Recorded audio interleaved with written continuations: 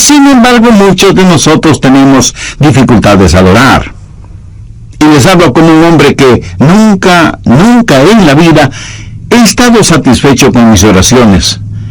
Y yo creo que usted tampoco está satisfecho con las suyas. Para muchos de nosotros es un ejercicio que lo hacemos más como obligación. Para otros puede ser una alternativa para la acción o una excusa para la ociosidad. Pero para una gran mayoría es una fuente de poder no aprovechada. Ahora su vida espiritual o la mía no se levantará por encima de nuestras vidas de oración. Por eso debemos aprender cómo orar. En este pasaje de las Escrituras, Jeremías está en problemas. Y está en problemas por predicar la verdad. Sedequías, el rey, lo ha puesto en prisión. Y ahí en la prisión, Dios misericordiosamente le habla y le invita a orar. Y este es el trasfondo de Jeremías 33:3, donde Dios dice, clama a mí, y yo te responderé. Quiero que note conmigo la orden y mandamiento que Dios dio. No dijo el pedido o la invitación, sino el mandamiento que Dios dio. Le ordenó a Jeremías que orara. Le dijo, clama a mí. Jesús dijo que los hombres deben orar siempre. El apóstol Pablo dijo que debemos orar sin cesar. Este es un mandamiento de Dios Todopoderoso y es quien Dios toma la iniciativa. Dios le dijo a Jeremías, llámame. ¿Alguna vez ha tenido la tarjeta personal de alguien importante con su número telefónico privado y quien se la dio le dijo, llámame? Una vez un presidente de los Estados Unidos hizo eso conmigo. Bueno, me dijo, si puede hacer esto, déjeme saberlo. Esta es mi tarjeta. Llámeme. Y anotó su número telefónico en esa tarjeta. En ese momento no quise que nadie tocara esa tarjeta. Ahora ya no sé ni dónde está. Pero el punto es que si alguien importante le da su tarjeta con el número telefónico personal, eso es un gran privilegio. Y aquí está el Dios Todopoderoso, llegando hasta donde está Jeremías y diciéndole, llámame. Retrocedamos al capítulo 32, verso 17, para ver la clase de persona que hizo esa invitación. Jeremías dice, oh Señor Jehová, he aquí que tú hiciste el cielo y la tierra con tu poder y con tu brazo extendido. No hay nada que sea difícil para ti. Que haces misericordia a millares y castigas la maldad de los padres en sus hijos después de ellos. Dios grande, poderoso, Jehová de los ejércitos es su nombre. Mi amigo, ese Dios es quien dijo, llámame. Él es quien dio su número privado. Jeremías 33:3, y dijo, aquí está mi número privado, quiero que me llames. Es mi invitación para ti. La mayoría de nosotros no podemos sencillamente tomar el teléfono y llamar a los jefesotes en el gobierno, o en los negocios, o en el mundo del entretenimiento. Pero escúcheme, no hay ni uno solo de ustedes que me están oyendo que no puedan hacer contacto con el cielo. Frente a determinadas situaciones, nunca diga que no hay nada que usted pueda hacer, porque sí puede orar. Y la oración no es algo que solo usted puede hacer, es algo que todos podemos hacer. Y porque Dios nos ha pedido que oremos, y porque Dios nos ha invitado a que oremos, y porque Dios nos ha ordenado que oremos, el dejar de orar es un pecado, pero también es una invitación. Y el dejar de orar es un insulto. Y también es un privilegio, y el dejar de orar es una necedad, y también es una oportunidad, y el dejar de orar es una tragedia. Y cuando no oramos, pecamos contra Dios, le insultamos a Dios, nos negamos nosotros mismos ese privilegio y entramos en una tragedia colosal, y sin embargo, fracasamos en orar. Deseo compartir con usted 10 pequeñas lecciones que he aprendido acerca de la oración. No voy a profundizar en ninguna de ellas, porque las comparto con usted como quien está también aprendiendo, no como una persona erudita o graduada en la escuela de la oración. Primero, haga un hábito de la oración. Los hábitos se forman al comenzar una y otra vez aquello en lo que fracasa día a día hasta que la oración se vuelve un hábito. Segundo, elige un tiempo y un lugar para orar. Ahora, no deje de orar a cualquier hora y en cualquier lugar, pero designe una hora específica y un lugar determinado para orar. Tercero, haga de ese tiempo y lugar lo más óptimo para usted. No lea la biografía de alguien quien oraba a una hora determinada por la mañana o por la noche para tratar de imitarlo. Encuentre el tiempo cuando su mente esté alerta, cuando su atención es fuerte. Para algunos de ustedes, eso puede ser después de despertarse. Para otros será después de la primera tacita de café. Para otros será después de que los hijos se han ido a la escuela.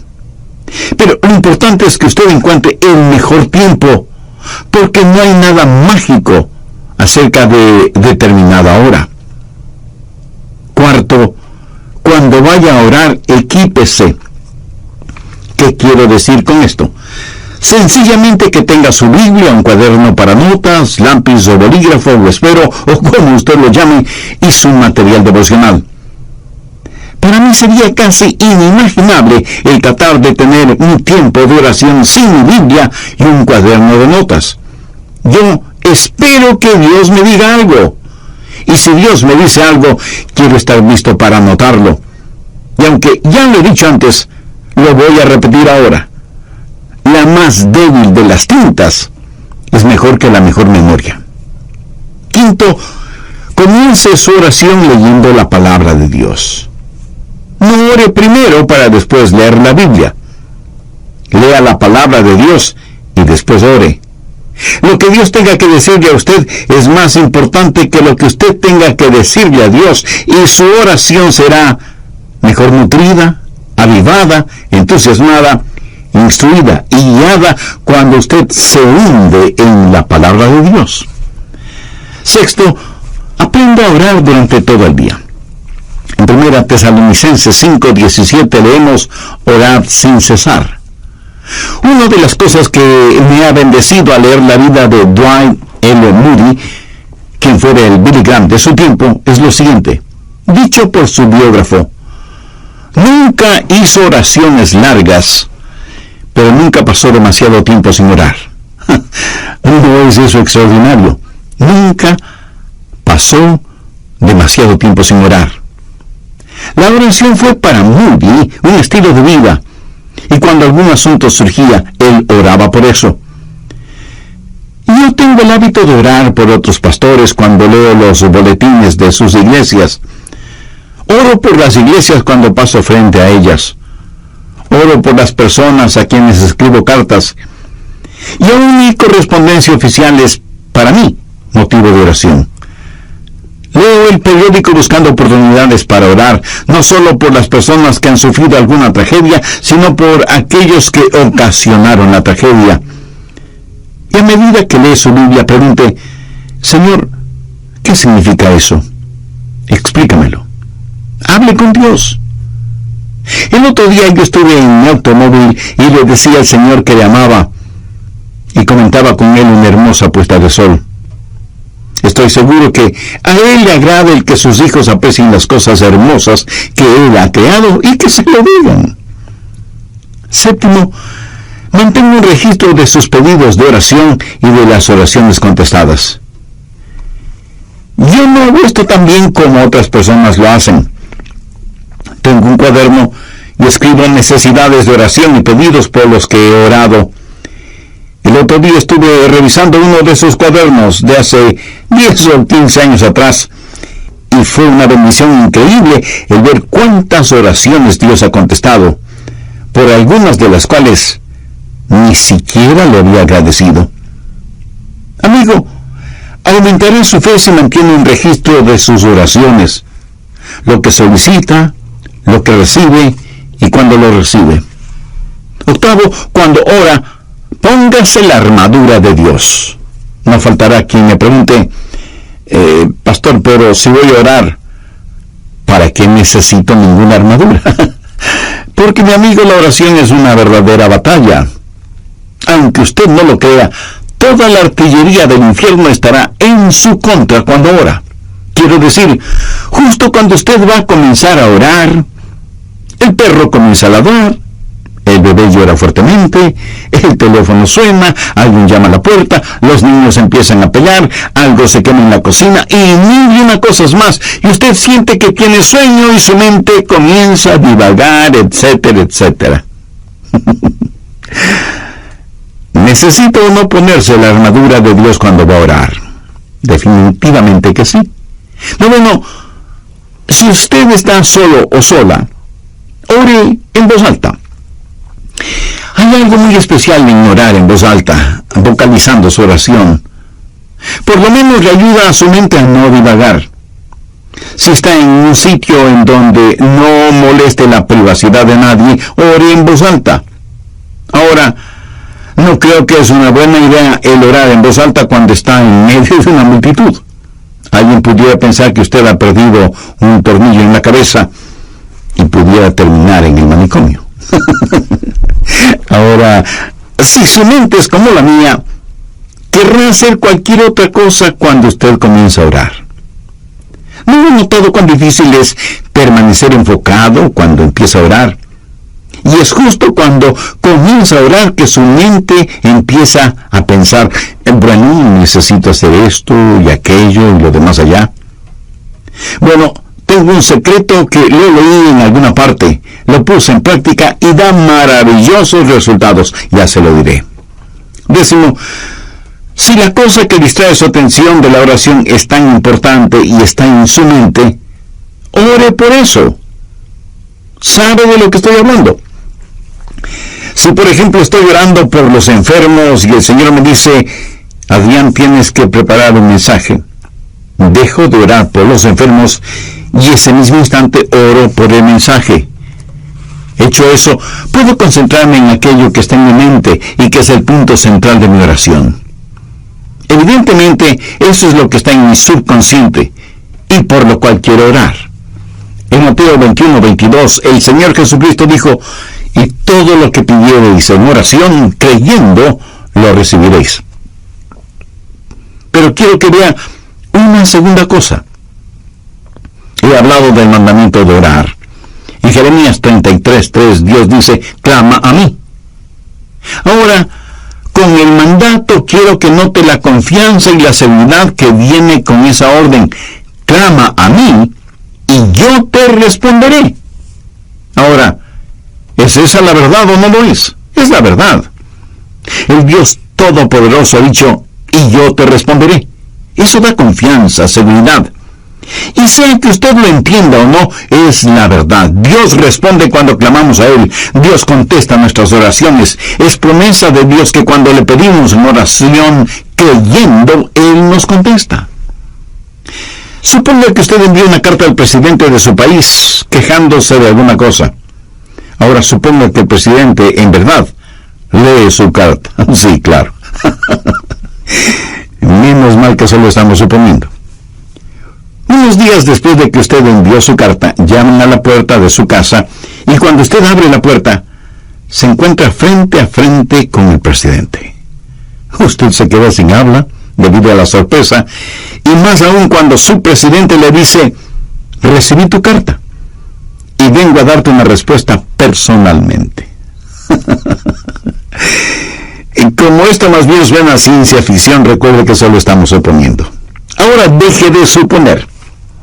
Dios mismo ha dicho, yo soy el que personalmente voy a contestarte. Y cuando Dios nos contesta, Él lo puede hacer de 4 maneras. Primero, su respuesta puede ser específicamente entregada. Usted como yo hemos pedido a Dios cosas específicas y las hemos pedido y las hemos recibido tan instantáneamente, tan milagrosamente, tan realmente, que nadie puede convencernos de que eso no fue una casualidad o una coincidencia. Creo que todos oramos en forma general, pero aquellos que hemos caminado este sendero por largo tiempo, hemos orado y hemos recibido respuesta específica e inmediata. Segundo, a veces la respuesta puede ser estratégicamente demorada. O sea, Dios no siempre contesta en forma inmediata. Eso no significa que no vaya a contestar. Dice la palabra de Dios en Isaías 30:18, por tanto Jehová esperará para tener piedad de vosotros. Y con Dios el momento apropiado es más importante que el tiempo. Por lo tanto, su respuesta puede ser estratégicamente demorada. Tercero, su respuesta puede ser significativamente diferente. Usted puede pedir a Dios algo y Él le dará algo mucho mejor. El apóstol Pablo en 2 Corintios capítulo 12 dice que tenía un aguijón en la carne y le había pedido a Dios que lo removiera, que le quitara ese aguijón, pero Dios no lo hizo. Sin embargo, Dios contestó la oración de Pablo no dándole lo que el apóstol le pedía, sino otorgándole algo mucho mejor de lo que había pedido. ¿Qué pudo ser mejor que quitarle el aguijón en la carne? Una sobreabundante gracia. Pablo, escribiendo a los hermanos en Corinto, les dijo: pues que hemos de pedir como conviene, no lo sabemos, pero el Espíritu mismo intercede por nosotros con gemidos indecibles. Cuarto, la respuesta puede ser soberanamente negada.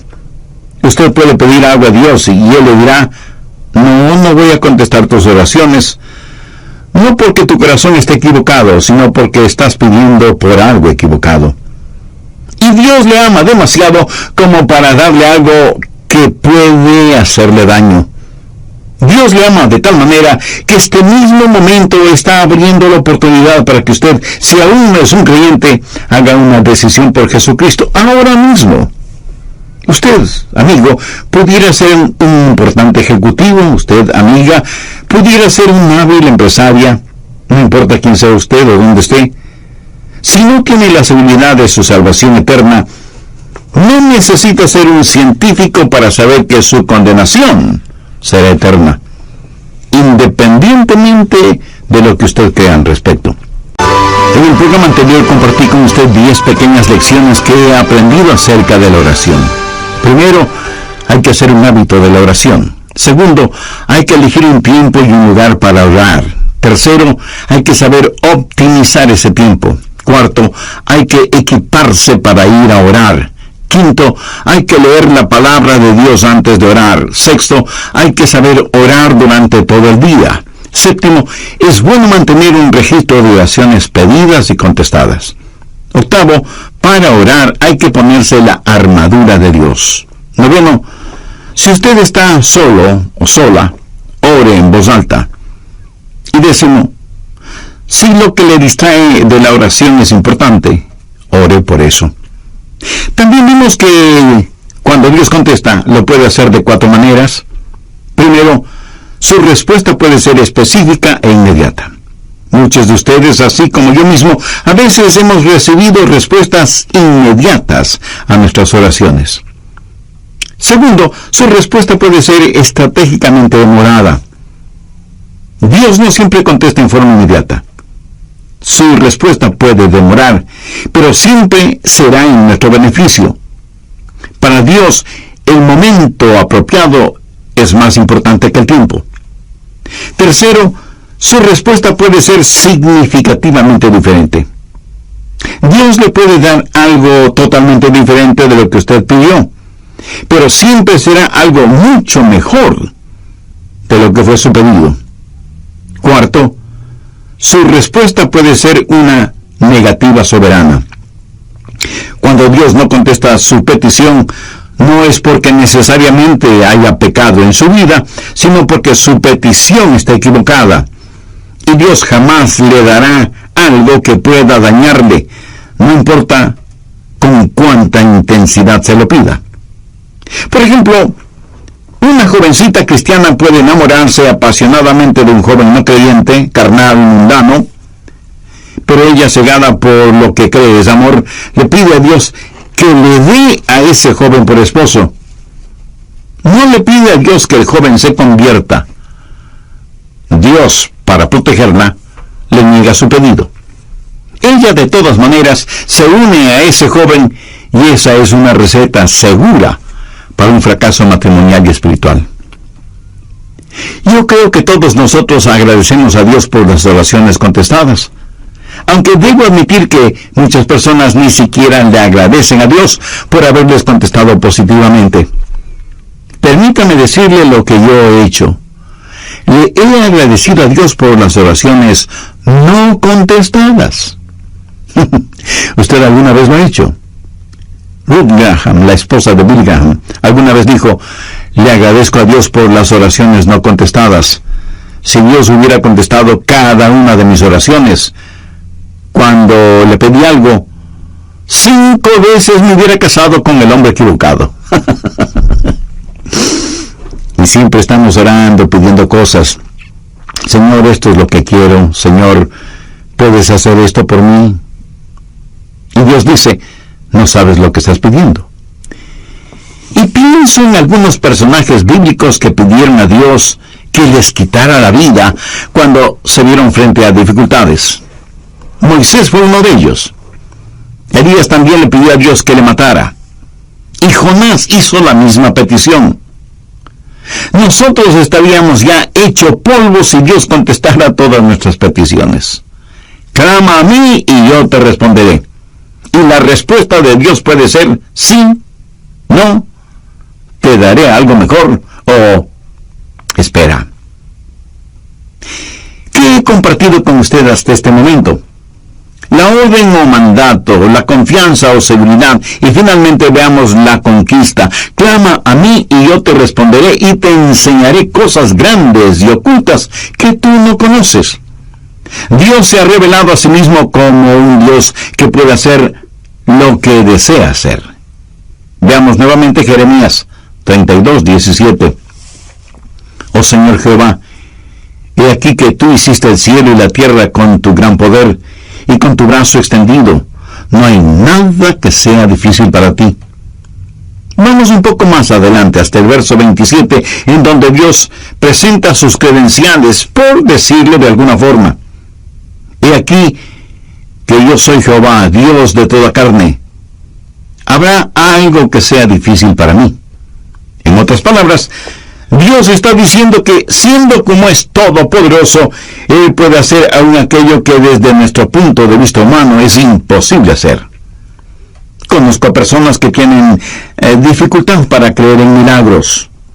Los científicos, por lo general, y con las debidas excepciones, se identifican como ateos o a lo sumo agnósticos. Y pregunto,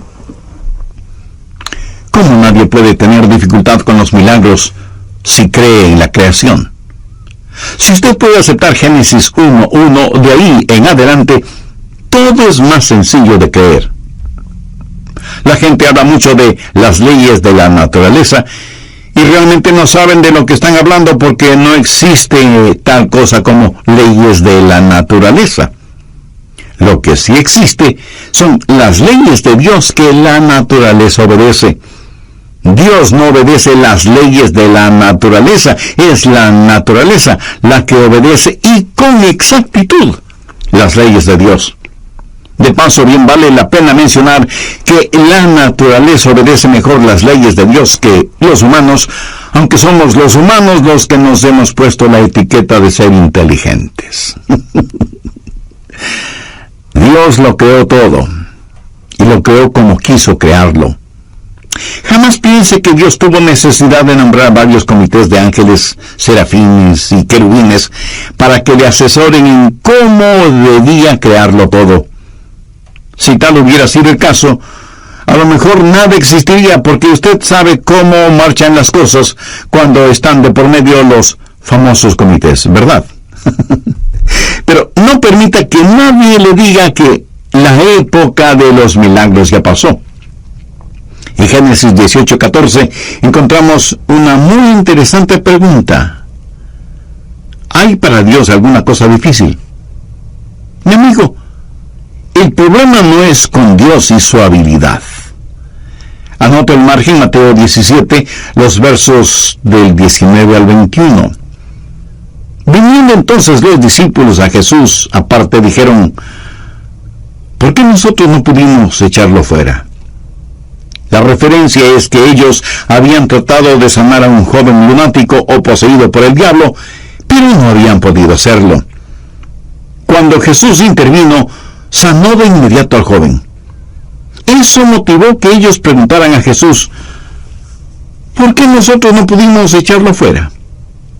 Jesús les dijo, por vuestra poca fe. Subraye esa última frase, nada os será imposible. Pero este género se refiere a la posesión demoníaca. No sale sino con oración y ayuno.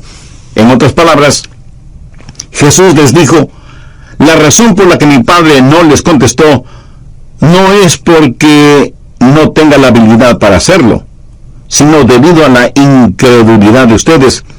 Porque si tuvieran fe aún del tamaño de un pequeño grano de mostaza, podrían decir a un monte, quítate del camino, y se quitaría. Mi amigo, la más pequeña cantidad de fe es mucho más grande que la más grande dificultad. Dios le dijo a Jeremías, clama a mí y yo te responderé, y te enseñaré cosas grandes y ocultas que tú no conoces. Yo creo que la idea aquí es algo que usted nunca ha visto, o algo que ni siquiera puede imaginarlo. Y este verso me trae a la memoria Efesios 3, versos 20 y 21, en donde Pablo, pensando en la grandeza del Señor, dice, y aquel que es poderoso para hacer todas las cosas, mucho más abundantemente de lo que le pedimos, ¿me entendemos? Según el poder que actúa en nosotros, a Él sea gloria en la Iglesia en Cristo Jesús por todas las edades, por los siglos de los siglos. Amén. No hay ninguna oración demasiado difícil como para que Dios no conteste. No hay ningún problema demasiado grande que Dios no pueda resolverlo. No hay persona demasiado perdida como para que Dios no pueda salvarla. No hay promesa demasiado complicada como para que Dios no la cumpla. Clama a mí, y yo te responderé, y te enseñaré cosas grandes y ocultas que tú no conoces. Y si usted me pregunta, si pido a Dios algo que esté fuera de su voluntad, ¿me escuchará? Amigo, debe estar bromeando. Por supuesto que le escuchará, pero no le contestará. Mire lo que dice 1 Juan 5:14.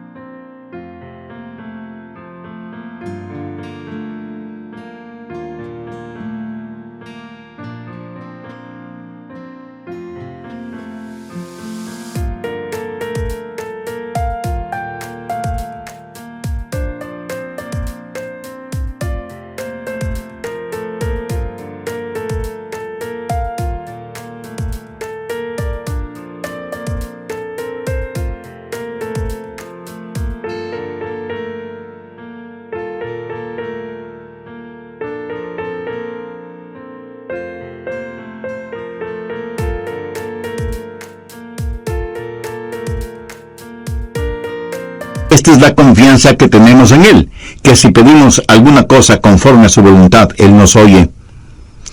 Sabiamente se ha dicho que nada está fuera del alcance de la oración, sino aquello que está fuera de la voluntad de Dios. Ahora, usted no querrá nada que no sea la voluntad de Dios para usted, ¿verdad? Verá, la voluntad de Dios no es algo que tiene que hacer, más bien es algo que quiere hacer. La voluntad de Dios es lo que usted quisiera para usted mismo, si tuviera el suficiente sentido común para quererlo. Dios le ama. Recuerde que la única cosa que está fuera del alcance de la oración es aquello que está fuera de la voluntad de Dios. Pero para Dios no hay problema demasiado grande, ni promesa demasiado difícil, ni personas demasiado perdidas. No hay nada que Dios no pueda hacer. De hecho, al mirar este versículo en Jeremías, clama a mí y yo te responderé y te enseñaré cosas grandes y ocultas que tú no conoces, está en realidad dentro del contexto de problemas nacionales. ¿Acaso usted no tiene un inquieto sentir acerca de todo lo que está pasando en el mundo de hoy? Dios le está diciendo a Jeremías: mira, Jeremías, todo está bajo control. Ahí está Babilonia. Ahí está el cautiverio. Todas estas cosas van a suceder. En el capítulo 32 de Jeremías, desde el versículo 36, Dios le dice a Jeremías qué es lo que va a pasar, y comienza a hablar acerca de sus planes para Israel, del cautiverio en Babilonia, del regreso a la tierra, del venidero reino de Cristo, y luego le dice a Jeremías que ore. En la oración, nos unimos con Dios en regular las naciones y operar el universo. Y yo realmente no entiendo esto, pero Dios ha dicho lo que va a hacer, y nada de lo que nosotros hagamos podrá detenerlo. Y sin embargo, se nos dice que debemos orar para que venga su reino. ¿Saben? El mundo tiene ya cohetes con cabezas nucleares, teledirigidos, y que dan en el blanco con precisión absoluta.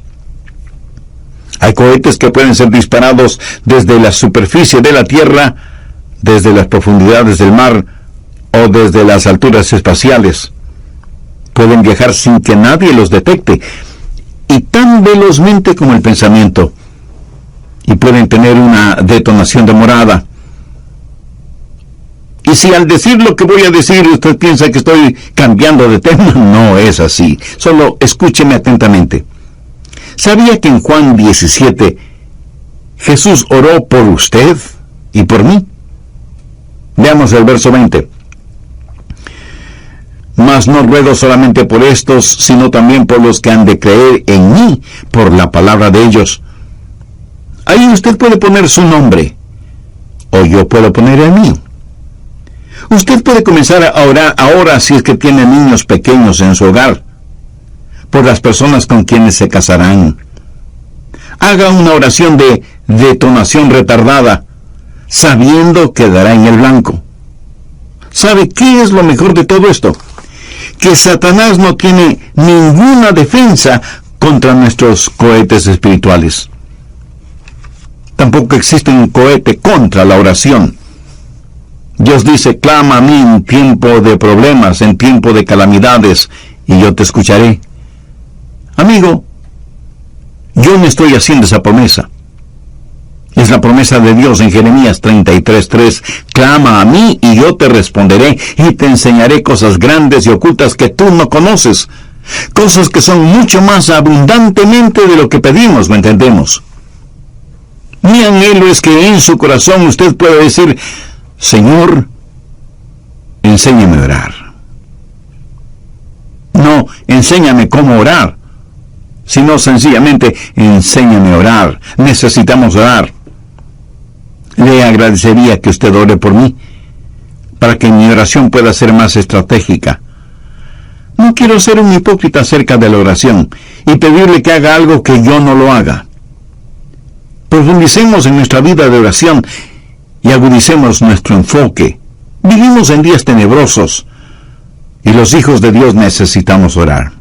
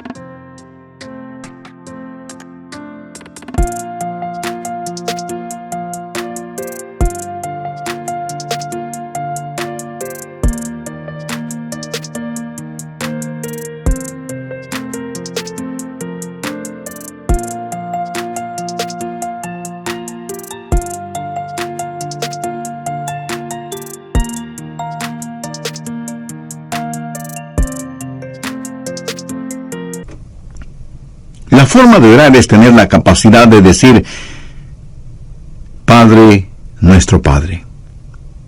Pero Dios no puede ser su Padre, a menos que usted haya nacido en la familia de Dios Y para eso, la Biblia dice que hay que nacer de nuevo. Cuando usted recibe a Jesucristo como su Salvador y Señor, ese momento Él se vuelve su Salvador, su mediador entre el hombre y Dios el Padre. Cuando lo recibe, usted nace en la familia de Dios y puede orar en el nombre de Jesús. El mismo Señor Jesucristo dijo, si algo pidiereis en mi nombre, lo haré. Pero usted no puede pedir nada en nombre de Jesús hasta que le haya recibido como Señor y Salvador. Si usted todavía no es salvo, puede serlo este mismo momento. Puede tener esa seguridad ahora mismo. Y si entre quienes me están escuchando hay alguien que no conoce a Cristo en forma personal, donde quiera que usted esté, quien quiera que usted sea, Cristo está esperando su invitación para entrar en su corazón y darle vida eterna. La Biblia dice, cree en el Señor Jesucristo y será salvo. Crea que Él es el Hijo de Dios que pagó por sus pecados, derramando su preciosa sangre en la cruz del Calvario. Crea que Dios, el Padre, le levantó con poder de entre los muertos. Crea que Él no solo puede salvarle, sino que quiere salvarle si solo confía en Él.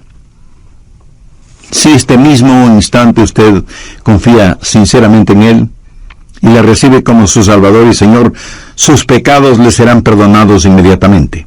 Cristo morará en usted permanentemente y el cielo será su morada eternamente. Si tiene ese deseo y necesidad espiritual, le invito a orar una sencilla oración. Use sus propias palabras. Converse con Dios y dígale, querido Dios, anhelo que esta oración pueda llegar a ti. En realidad no estoy acostumbrado a orar. Y no sé si lo que te estoy diciendo es orar o no. En todo caso, vengo a ti porque me reconozco pecador. Estoy perdido espiritualmente y necesito perdón y salvación.